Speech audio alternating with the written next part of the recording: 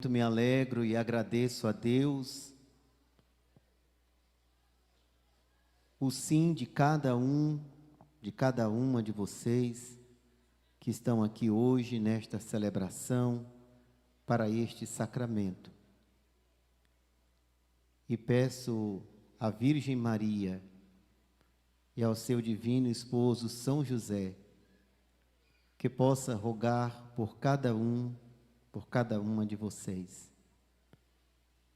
e possa fazer brotar também nos vossos corações aqueles mesmos dons que o Espírito Santo distribuiu no início da pregação apostólica. Acolho também com muito carinho os vossos padrinhos e madrinhas. E agora vocês irão acompanhá-los, fazendo as vezes dos catequistas. Eu quero acolher os catequistas dessa comunidade. Vamos dar uma salva de palmas para os nossos catequistas.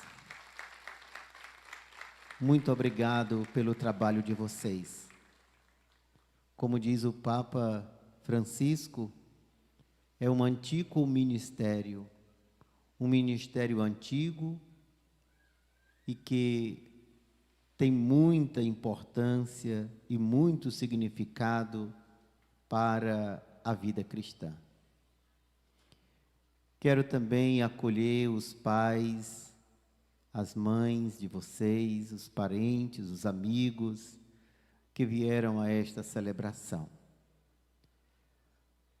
Povo de Deus, gostaria de refletir com vocês o evangelho que hoje nos foi proclamado, o evangelho de Mateus, que conta uma parábola. Quando Mateus escreveu o seu evangelho, ele escreveu para os judeus.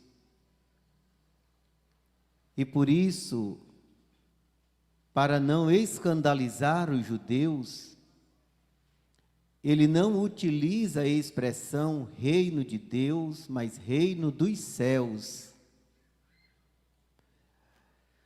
No evangelho que hoje nós ouvimos, Jesus contou uma parábola. Parábola é uma palavra grega, parabalém.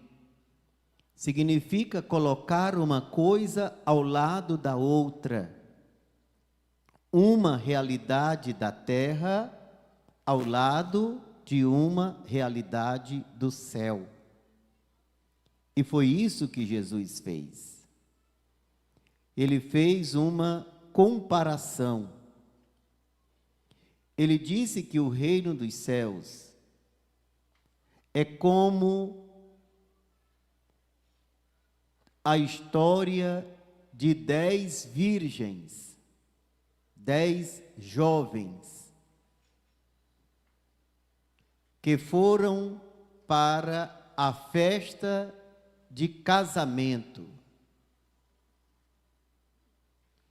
10 é um número que na Bíblia tem um significado muito importante.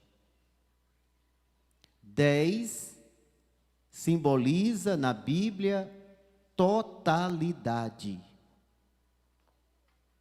Dizer que 10 foram para a festa de casamento significa dizer que a festa é para todos, que ninguém é excluído ou excluída desta festa.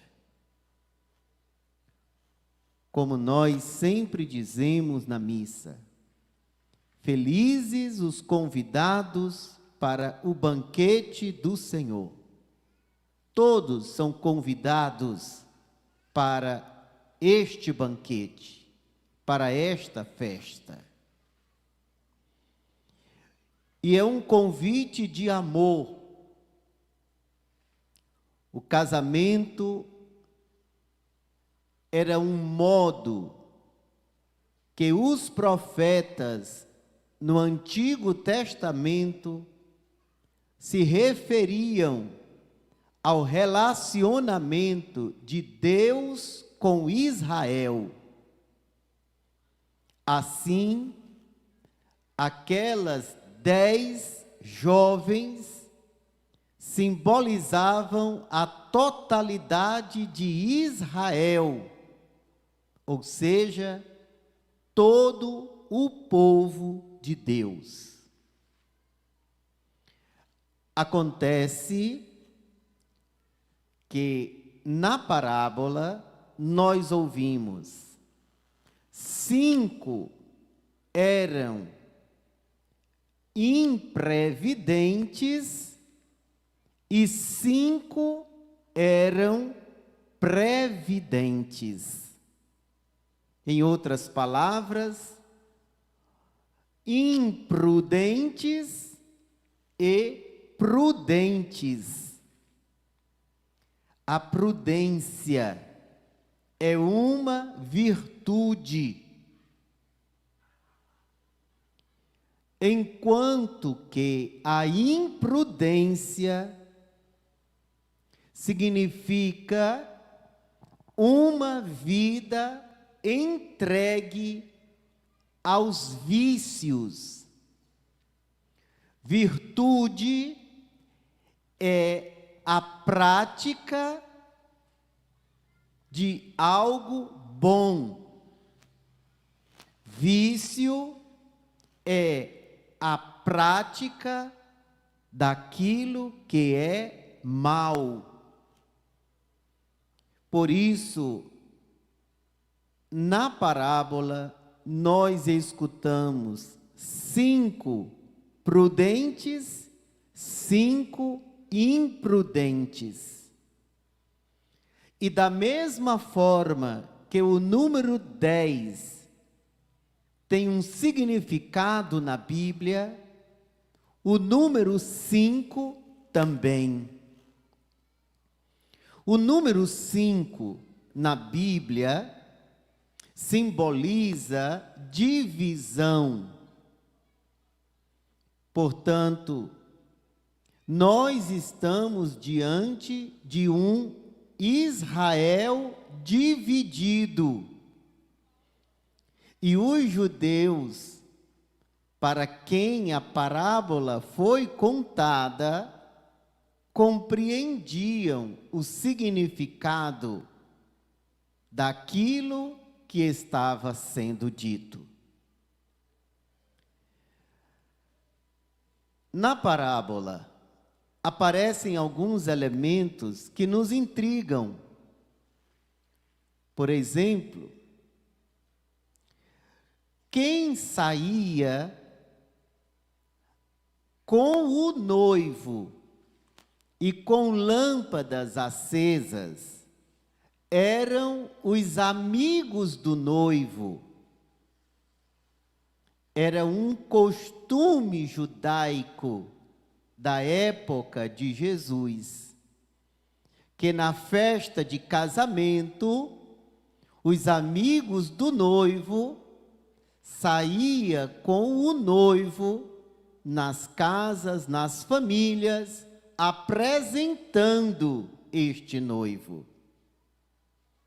Aqui são as 10 virgens que saem com suas lâmpadas. Ora, o que significa a lâmpada? Todos nós sabemos. E tenho certeza que nós sabemos até mesmo cantando. Querem ver? Eu vou cantar e vocês repetem. Tua palavra é lâmpada para os meus pés, Senhor.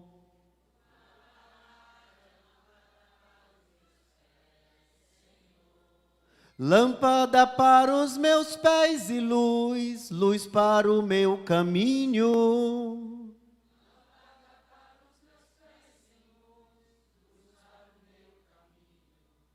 Então nós já entendemos o que significa a lâmpada. O que é a lâmpada? É o quê?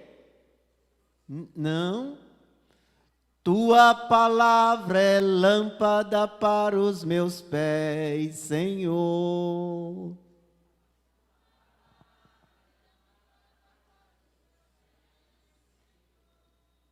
O que é a lâmpada? E que palavra? A palavra de Deus. Que bom que nós estamos aqui na praça. Que bom que nós estamos aqui na praça. E eu vou fazer uma pergunta a vocês. Quem tem em casa a palavra de Deus, a Bíblia? Levanta a mão que eu quero ver quem é que tem. Muito bem, ótimo. Agora, na sinceridade do coração. Na sinceridade do coração. Quem lê todo dia essa palavra? Tá bom, podem baixar as mãos. Isso é muito grave. É muito grave para nós. A palavra é lâmpada e luz. E se nós nos afastamos da palavra de Deus, nós nos afastamos da luz. E quem se afasta da luz, vive na escuridão, vive nas trevas. E quem anda nas trevas, tropeça, cai, pode até cair num buraco. E talvez pode cair num buraco tão profundo que não consiga sair. A palavra é lâmpada. A palavra é luz. Quem anda com a palavra, quem medita a palavra, quem lê a palavra, não tropeça, porque não anda na escuridão. Também não cai em buraco nenhum. O Evangelho hoje, ele deixa bem claro o que é que as virgens levam. Elas levam a palavra. Como também nós, como muitos de nós, também temos a palavra, temos a lâmpada. Acontece que 5 eram prudentes e 5 eram imprudentes. As prudentes, além de levar a palavra, levaram óleo consigo. As imprudentes levaram apenas a palavra, as lâmpadas, mas não levaram óleo. O que é o óleo? O óleo é aquilo que abastece a lâmpada. O óleo é o que abastece a lâmpada. Na nossa realidade, uma lamparina é um querosene. É aquilo que é o gás do candeeiro. É o que abastece para que ele permaneça aceso. Nós já sabemos o que é a lâmpada. E o que é o óleo? O óleo é a fé. É isto que é o óleo. É a fé. E a fé, ela se expressa nas obras que nós praticamos. A fé, ela se expressa na nossa vida, nas decisões que tomamos. A fé, ela pode ser transmitida, mas ela não pode ser repartida, não pode. Eu posso transmitir a fé para alguém, eu posso viver a fé, transmitir pela vida e pela palavra, pelo som da minha voz. Mas eu não posso forçar ninguém a ter a fé, a receber a fé, a acolher a fé. A acolhida da fé é uma atitude pessoal. Ninguém pode ter fé no lugar do outro.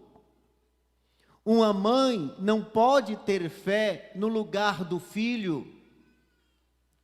Um pai não pode ter fé no lugar do filho. Uma esposa não pode ter a fé no lugar do marido. O marido não pode ter a fé no lugar da esposa. O irmão não pode ter a fé no lugar do irmão. Porque a fé é uma atitude pessoal. É uma acolhida que brota do coração de cada um de nós. Ninguém pode ter fé no lugar do outro. É por isso que não dá, quando as virgens dizem, dá-nos do teu óleo, não posso, porque tem coisas que não se transferem. E uma das coisas intransferíveis de uma pessoa para o lugar da outra é a fé. Porque a fé é pessoal. Por isso, nós temos aqui, nesta parábola, a expressão da nossa vida cristã. No meio da noite, à meia-noite, ouviu-se um grito, porque como o noivo estava demorando, todas acabaram dormindo, cansaram, dormiram. No meio da noite, escuta-se um grito: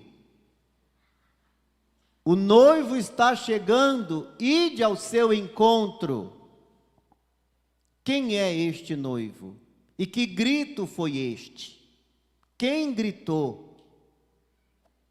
O primeiro grito, porque se fala de duas vindas do noivo. A primeira vinda do noivo já aconteceu.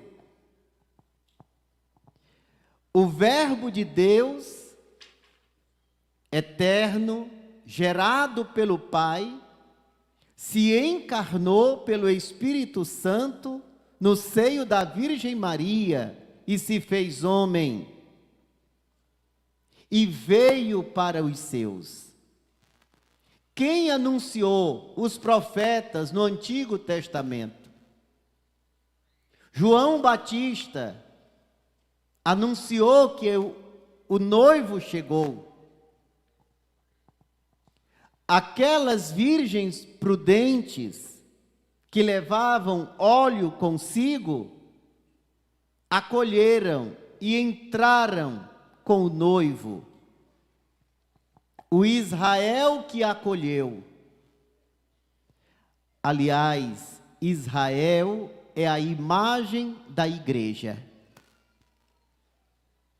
E muitos acolheram Jesus quando ele chegou. Mas quem acolheu Jesus? Coxos, como diz o padre Zezinho, coxos e cegos e surdos e mudos e até oficiais. Gente sofrida, oprimida. Foram estes que acolheram o noivo. Foram estes que acreditaram no noivo. Os discípulos creram nele.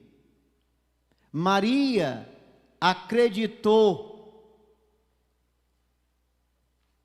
No entanto, muitos não acreditaram nele. E porque muitos não acreditaram nele, como nos disse o padre Zezinho, um certo dia, à beira-mar, apareceu um jovem galileu. Ninguém sabia qual foi o mal, o crime que ele fez, quais foram seus pecados, seu jeito honesto de denunciar, mexeu na posição de alguns privilegiados e mataram a Jesus de Nazaré. E no meio de ladrões puseram sua cruz, mas o mundo ainda tem medo de Jesus, que tinha tanto amor. Muitos acreditaram, outros não. Outros o condenaram, colocaram-lhe uma cruz nas costas, bateram nele, crucificaram e mataram. Quem são? São exatamente as virgens imprudentes, que não tinham óleo para abastecer a lâmpada. Todos tinham a palavra, todos tinham a lei, todos tinham a Torá, mas nem todos deram créditos a ele. Mas existe uma segunda vinda, porque existe um novo Israel. E quem é o novo Israel?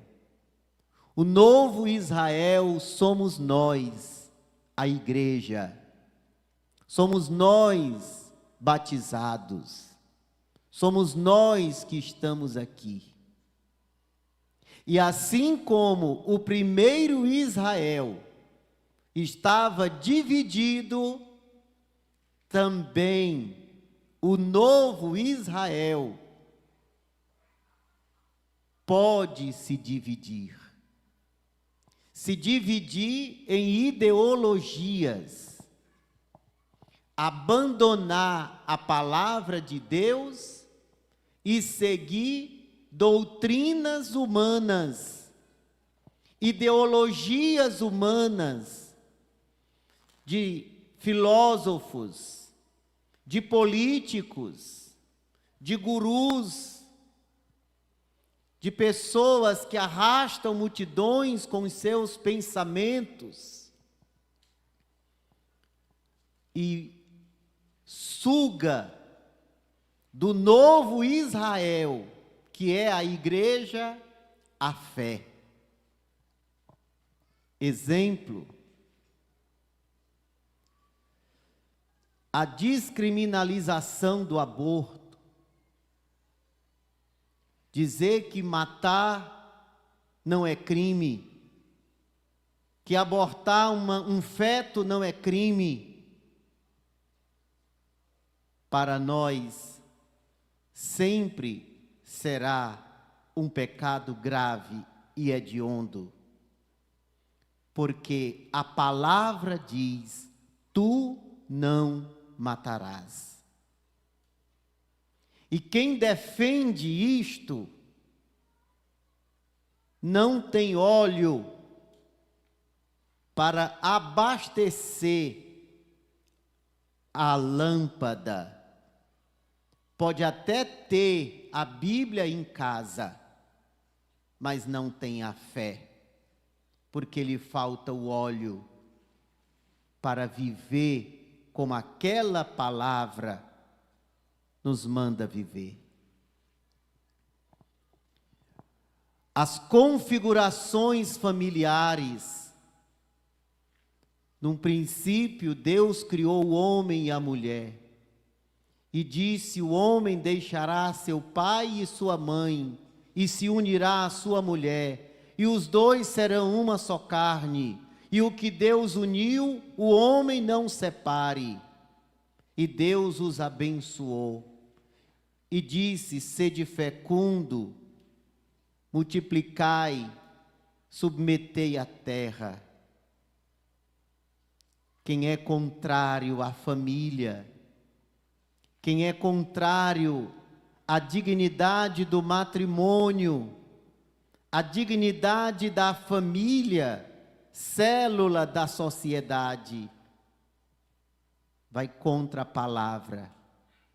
Não tem óleo, falta-lhe o óleo que abastece a lâmpada,